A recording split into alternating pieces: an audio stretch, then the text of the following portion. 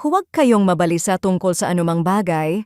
Sa halip, hingin ninyo sa Diyos ang lahat ng inyong kailangan sa pamamagitan ng panalangin may pasasalamat, at ang kapayapaan ng Diyos na hindi kayang maunawaan ng tao ang siyang mag-iingat sa inyong puso at pag-iisip dahil sa inyong pakikipag-isa kay Kristo Jesus. May mga gabi na tahimik ang paligid pero maingay ang isip. Paulit-ulit na bumabalik ang mga alalahanin tungkol sa pamilya, trabaho, kalusugan, o kinabukasan. Minsan, bago pa man dumating ang problema, dala na natin ang bigat nito sa ating puso. Kapag nag-aalala tayo, madalas na paulit-ulit nating iniisip ang parehong bagay. Binabalikan natin ang iba't ibang posibilidad at sinusubukang hanapin ang mga sagot sa ating sarili. Ngunit habang tumatagal, mas lalo lamang tayong napapagod at nabibigatan. Sa gitna ng ganitong kalagayan, inaanyayahan tayo ni Apostol Paul na gumawa ng ibang hakbang. Sa halip na manatili sa pag-aalala, dalhin natin ang lahat sa Diyos sa panalangin, hindi lamang ang malalaking problema, kundi maging ang mga bagay na tahimik nating dinadala araw-araw. Walang alalahaning masyadong maliit para sa Kanya, at walang pasaning masyadong mabigat na hindi Niya kayang buhatin.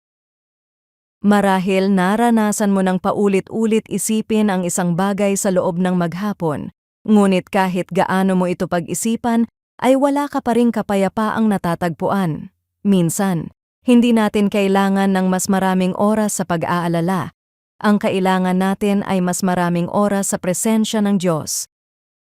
Hindi ipinapangako ng talatang ito na agad mawawala ang lahat ng problema, ngunit ipinapangako nito na kapag inilalapit natin ang ating mga alalahanin sa Diyos, ibinibigay Niya ang Kanyang kapayapaan, isang kapayapaang hindi nakabatay sa ating sitwasyon, kundi sa Kanyang presensya at pangangalaga.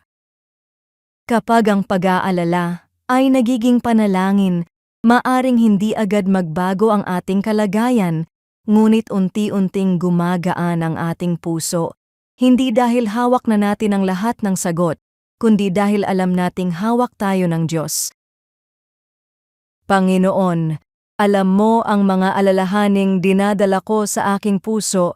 Turuan mo akong ilapit sa iyo ang lahat ng aking kabalisahan, sa halip na sarilinin ito. Kapag puno ng pag-aalala ang aking isip, tulungan mo akong lumapit sa iyo sa panalangin at magpahinga sa iyong kapayapaan. Ingatan mo ang aking puso at isipan kay Kristo Jesus. Sa pangalan niya, Amen.